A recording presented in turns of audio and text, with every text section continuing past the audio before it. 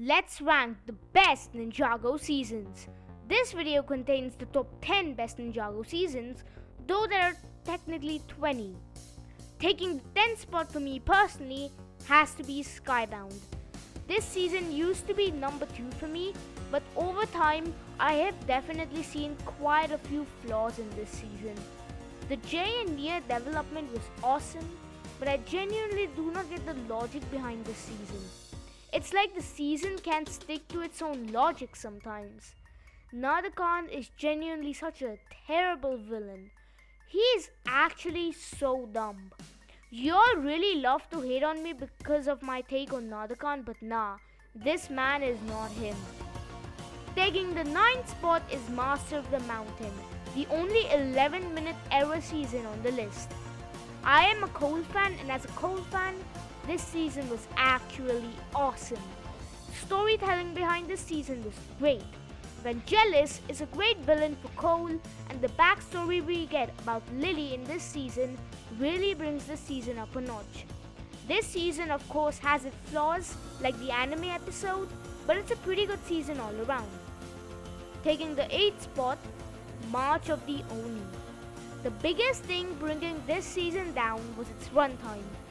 4 episodes made this season feel very rushed. Though I do honestly think that this season did what it could with that runtime to create a decent send-off to the Oni trilogy. The fake-out deaths do really bring this season down, however. Taking the 7th spot, last year's Dragons Rising Season 1.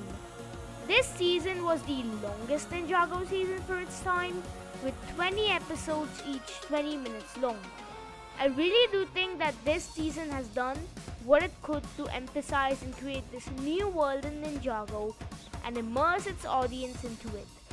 I do feel like Imperium is not the greatest threat for this season, and overall in part 2 specifically, with the whole Dragon Coast plotline, it does feel like it's going a bit too slow for its own good.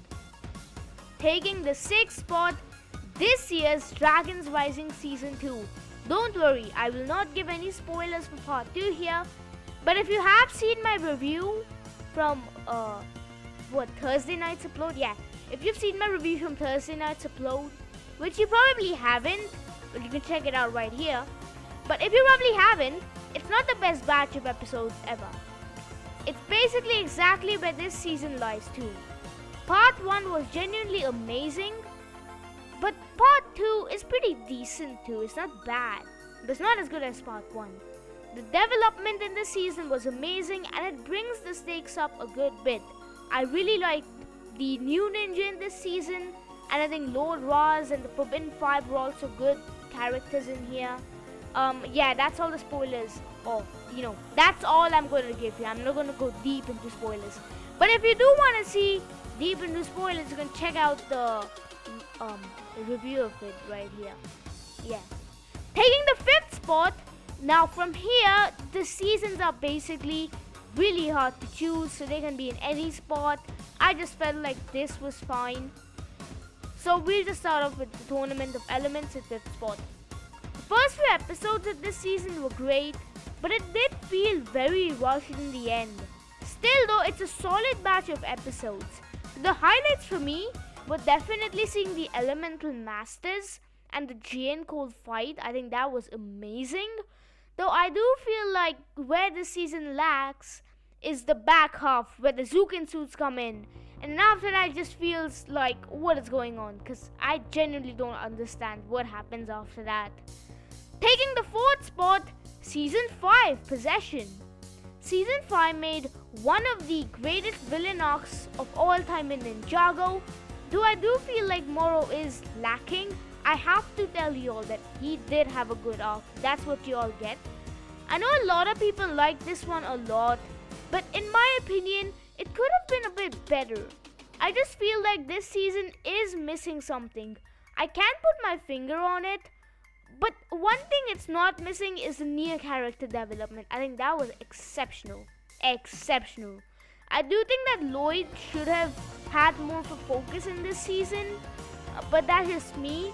But that's pretty much it. There's not too many negatives about this season. top 3 begin here.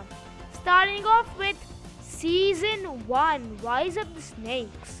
I absolutely love this entry in Ninjago. You may be wondering, Season 1 of the show here? Well, yeah, the charm to the season is just so good. This season has one of the best stories of the entire series, and it's the first season. The true potential episodes for all of the ninjas are top tier. The Green Ninja plotline is one of the best. It's an all-timer in all of fiction. And the season really makes you feel like it's not wasting any episodes. Spoiler alert, Season 2 is not on this list. Season 2 wasted so much time in the beginning, and I think that's literally the only thing that brought it down.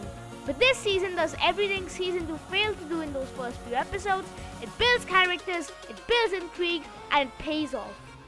Taking the second spot, Ninjago Hunted. This season is quite a masterpiece. Though one season beats this is a perfect Ninjago season. No questions asked. Loi's arc is one of the greatest in the entire series. I know people like hating on the Iron Baron, but I think he's pretty cool. This gives us a good send-off to Rumi. I really like the first Rum stuff in here, that's pretty exceptional. Mistake's character, it's another really good highlight for this season, and it's just a good season overall. But in the first spot, Sons of Garmadon, what did you think? This type of stuff, we just don't get it in 2024 anymore. I mean, this season had the really hard task of getting the new ninja designs, the Ninjago movie designs into the show. This season, I have lost words for it. It is so good that it literally changed the game for all of Ninjago. Ninjago was not in a good time then. We'd had Day of the Departed, mid, Hands of Time, terrible, Ninjago movie, mid, and then they had to work with something, and they did, and they paid it off. Let me just talk about the characters in here for a second here. Harumi is one of the greatest villains of all time. No questions asked.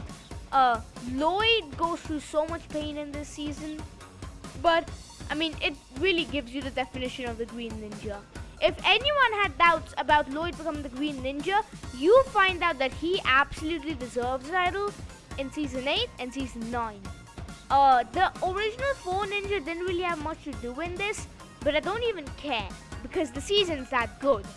I really liked the Baby Woo storyline too. That was really exceptional. Let me know if you guys want me to make a review on this, because there's a lot to ramble here.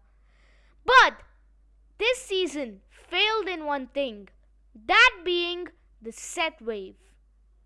And guess what? This year's 2024 set wave is way better. Speaking of which, check out my ranking of every Ninjago 2024 set right here.